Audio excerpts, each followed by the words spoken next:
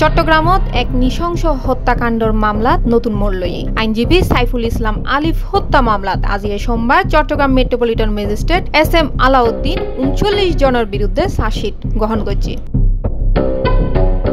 বাদীপক্ষৰ আইনজীবী এডভোকেট মোহাম্মদ রাইহানুল ওয়াজেদ চৌধুরী আদালতত জানায় তদন্ত 3 জনের সম্পৃক্ততা নতাহনের হারণে এবং একজনরে সঠিক ঠিকানা নফনে অব্যাহতি দেওয়াই। তবে সুকান্ত দত্ত যিনি অস্ত্র মাদক চুরি ও ডাহাতি সহ 8 মামলার আসামি হত্যাকাণ্ডের ফোয়ারে জড়িত তাহনের অভিযোগে এখনো আসামি হিসেবে অন্তর্ভুক্ত আছে।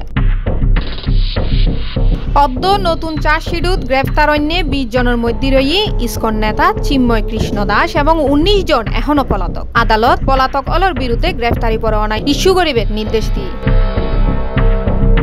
হৈরাহির 26 নভেম্বর চট্টগ্রামর আদালতর প্রধান ফটকর হাসে সংঘর্ষ ও বিক্ষোভের সময় আইনজীবী আলিপুরে ফিডে এনে ও কুপাই এনে হত্যা করা হয়। এই ঘটনা তার বাবা জামাল উদ্দিন 31 জনের নাম উল্লেখ করে মামলা দায়ের করছে। এছাড়া পুলিশের উদ্দি হামলা, সরকারি হাজত বাধা এবং আইনজীবী ও বিচার প্রার্থী অলর উদ্দি হামলা ও ককটেল বিস্ফোরণের ঘটনাত আরো 5 মামলা দায়ের হয়।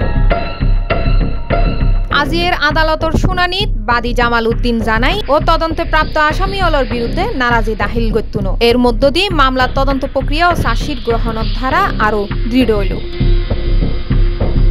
চট্টগ্রামত আইন শৃঙ্খলা রক্ষাকারী বাহিনীর নজরদারি, আদালতের কার্যক্রম এবং ঘটনা আসামি অলর বিচার কিছু এখন নজরদারি। এখন দেখিবের বিষয় এ চার্জশিট গ্রহণ কি প্রক্রিয়ায় হত্যাকাণ্ডের বিচাররে অগ্রসর করিব।